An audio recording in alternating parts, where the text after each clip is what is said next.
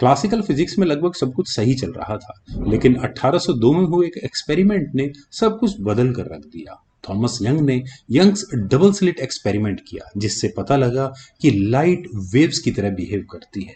लेकिन वेव्स के साथ एक समस्या है। वेव को ट्रेवल करने के लिए कोई ना कोई मीडियम तो चाहिए।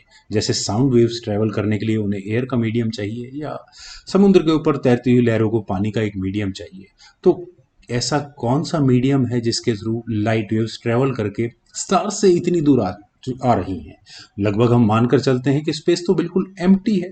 तो पहली बार एक टर्म कॉइन की गई, ल्यूमिनिफेरस ईथर, और माना गया कि ये ईथर ही वो मीडियम है जिसके थ्रू लाइट वेव्स प्रोपेगेट करती है।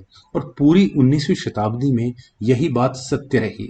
लेकिन 1887 में एडवर्ड मॉर्ले, एल्बर्ट माइकलसन ने एक एक्सपेरिमेंट किया ईथर की प्रेजेंस को जानने के लिए। उनका आइडिया बिल्कुल सिंपल था कि जिस तरह से एक नाव धारा के साथ अलग गति से बहती है और धारा के विपरीत थोड़ा स्लो चलती है, तो एजम्पशन थी कि हमारी पृथ्वी भी इसी ईथर के थ्रू प्रोपेगेट कर रही है। तो वहां पर भी स्पीड ऑफ लाइट में थोड़ा डिफरेंस आना चाहिए, और कम से कम इतना तो जरूर आना चाहिए कि वहां एक इंटरफेरेंस पैटर्न देखने को मिले जब एक ही लाइट बीम को दो हिस्सों में ब्रेक करके देखा जाए। लेकिन इस एपरेटस को कई एंगल्स पर घुमा कर देखा गया, किसी भी बार कोई पैटर्न वहां देखने को नहीं मिला। इसका मतलब बिल्कुल साफ था कि स्पीड ऑफ लाइट में कोई डिफरेंस नहीं था। इस एक्सपेरिमेंट को अपने ज़माने का सबसे ज़्यादा फेल्ड एक्सपेरिमेंट माना गया। फ्रेंड्स, अब बात करते हैं special theory of relativity. Relativity word कोई नया वर्ड नहीं है। इसको सबसे पहली बार गैलीलियो गैलीली ने दिया था। और अगर आप सिंपल फिजिक्स जानते हैं तो रिलेटिविटी को समझते होंगे। रिलेटिव मोशन किस तरह से काम करता है, फाइनल रिलेटिव वेलोसिटी वगैरह वगैरह, ये टर्म्स आपको जरूर पता होंगी। लेकिन इसी रिलेटिविटी को लेकर अल्बर्ट आइंस्टाइन के दिमाग में एक विचार आया। उन्होंने सोचा कि क्या हो अगर मैं स्पीड ऑफ लाइट से ट्रेवल करूं, क्या मुझे वहां स्टैंडिंग इलेक्ट्रोमैग्नेटिक वेव्स नजर आएंगी? लेकिन जेम्स क्लार्क मैक्सवेल की इक्वेशंस कुछ और ही कहती हैं। मैक्सवेल्स इक्वेशन क्लियर एक्सप्लेन करती हैं कि किसी भी तरह का रिपल इलेक्ट्रोमैग्नेटिक फील्ड में उसे स्पीड ऑफ लाइट के साथ ट्रेवल करना ही पड़ेगा। इस चीज को अगर हम रिलेटिविटी के साथ मिक्स करें और ये मानकर चले कि एक क्लोज्ड स्पेस शिप है जो कि स्पीड ऑफ लाइट से ट्रेवल कर रहा है, बाहर से देखने वाले को लगेगा कि ये स्पीड ऑफ लाइट पर ट्रेवल कर रहा है, लेकिन अंदर जो ट्रेवल करने वाले लोग हैं उन्हें ये कभी पता लग ही नहीं पाएगा कि वो स्पीड ऑफ लाइट से ट्रेवल कर रहे हैं। इसका मतलब laws of physics within that spaceship moving with the speed of light would be same as it is standing stationary. Friends, Albert Einstein यहाँ पर दो पोस्टुलेट्स या दो अजम्पशंस के साथ आए। पहला अजम्पशन बिल्कुल सिंपल है, the laws of physics are same in all inertial frame of references, that was given by Galileo Galilei. लेकिन दूसरा फ्रेंड्स, दूसरा पोस्टुलेट रेवोल्यूशनरी था, the speed of light is constant for all frame of references. I think ज्यादा confusing नहीं है। Speed of light is in vacuum is constant as all we know it, लेकिन for all frame of references यही वो चार word है जिसने पूरी फिजिक्स को बदल कर रख दिया।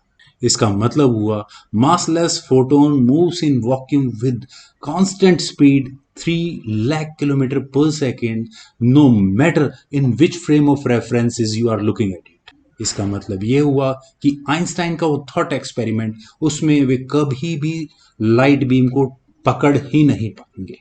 और ऐसा वहां क्यों होगा मैक्सवेल्स इक्वेशंस की वजह से। आइंस्टाइन इसी उधेड़बुन में पूरे एक साल तक लगे रहे। एक फेमस कहानी है कि एक रात वे अपने दोस्त मिशेल बेसो से इसी बात को डिस्कस कर रहे थे और किसी रिजल्ट पर पहुंच ही नहीं पा रहे थे। लेकिन अगले दिन वे उनसे मिलते हैं और वो कहते हैं कि उन्हें अपनी प्रॉब्लम का सॉल्यूशन मिल गया है।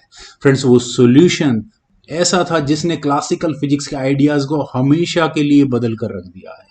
आइंस्टाइन की अजम्पशन यही थी कि time is not absolute, time is relative. उन्होंने साबित किया कि टाइम अलग अलग इनर्शियल फ्रेम ऑफ रेफरेंसेस के लिए अलग होता है। फ्रेंड्स, इस बात का फिजिकल इंटरप्रिटेशन समझना थोड़ा सा ट्रिकी है। मान लीजिए कि आपका कोई जुड़ा हुआ भाई है, वो एक स्पेसशिप में बैठता है एक दिन, और उसका स्पेसशिप लगभग स्पीड ऑफ लाइट से ट्रेवल करके स्पेस का एक चक्कर मार कर आता है। जब तक वो चक्कर मार कर आएगा उसके लिए समय सिर्फ शायद कुछ घंटे, कुछ दिन या कुछ साल रहे होंगे। वहीं आपके लिए समय काफी ज्यादा गति या काफी लंबा समय आप बिता चुके होंगे, शायद 10 साल या 20 साल। अब चूंकि कोई एब्सोल्यूट टाइम था नहीं, तो अब ईथर की भी कोई जरूरत नहीं थी। Friends, that was the bold idea given by Albert Einstein, that reality is not same for all frame of references. और इससे स्पेशल थ्योरी ऑफ रिलेटिविटी के और भी ज़्यादा हमें डिटेल्स पता लगते हैं, जैसे कि फास्टर मूविंग ऑब्जेक्ट्स हमेशा थोड़े शॉर्ट नज़र आएंगे, या फास्टर मूविंग ऑब्जेक्ट्स थोड़े मास में थोड़े हैवियर नज़र आएंगे। टाइम डिले का कंसेप्ट, जो कि अपने आप में एक रिवोल्यूशनरी कंसेप्ट है। और सबसे बड़ी खोज जो अल्बर्ट आइंस्टाइन की है, E is equals to mc², energy mass equivalence relationship. Friends, ये किस तरह से निकल कर आई? इसके मैथमेटिक्स में जाएंगे तो वो बहुत कॉम्प्लेक्स हो जाएगा। इसे ज़रा हम लेमन लैंग्वेज में ही समझने की कोशिश करते हैं। जस्ट इमेजिन अ ट्रेन जो कि स्पीड ऑफ लाइट के अराउंड अबाउट ट्रेवल कर रही है। अगर आप स्टेशन पर खड़े होकर उस ट्रेन को देखेंगे, चूंकि वो स्पीड से ट्रेवल कर रही है, तो आपके लिए एनर्जी उस ट्रेन में काफ़ी ज़्यादा होगी। लेकिन उस शख्स के लिए जो उस ट्रेन के अंदर बैठा है, उसे एहसास ही नहीं है कि ट्रेन मूव भी कर रही है। उसके लिए वहाँ एनर्जी बिल्कुल अलग होगी। तो इस तरह से अल्बर्ट आइंस्टाइन ने पहली बार कॉन्सेप्ट दिया रेस्ट मास का। It means all masses, even at rest, must have some energy, and that energy is given by his famous equation E is equals to mc²। Friends, इतना complex mathematics drive करना एक genius का ही काम है। और इसीलिए आज लगभग 100 से ज़्यादा साल हो चुके हैं और हम अल्बर्ट आइंस्टाइन को आज भी one of the greatest scientist कहकर बुलाते हैं। फ्रेंड्स, मुझे उम्मीद है मेरी एक छोटी सी एक्सप्लेनेशन आपको ज़रूर पसंद आई होगी। तो आप लोग वीडियो को लाइक शेयर दोनों काम ज़रूर करें और मेरे इस नए चैनल को सब्सक्राइब ज़रूर करें। आपके कमेंट्स का मुझे बेहद इंतज़ार रहेगा। Thank you for watching and bye for now.